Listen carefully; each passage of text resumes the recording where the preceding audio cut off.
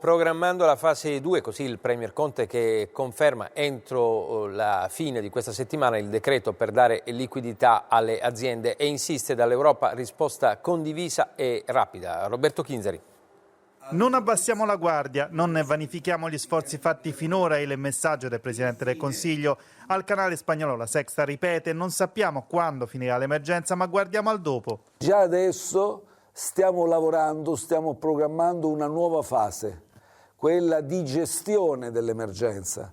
C'è una fase in cui dovremo allentare alcune misure in prospettiva e imparare a convivere, tra virgolette, con il virus. Poi una terza fase in cui sarà importante programmare il rilancio. Entro le fine settimana il Consiglio dei Ministri con il decreto per dare liquidità alle aziende, finanziamenti fino a 200 milioni con la garanzia dello Stato. Entro Pasqua le misure per famiglie e lavoratori. Di questo e del percorso del decreto Cura Italia si discute stasera nel vertice con i capigruppo della maggioranza e con il ministro D'Incà al termine di una giornata di incontri.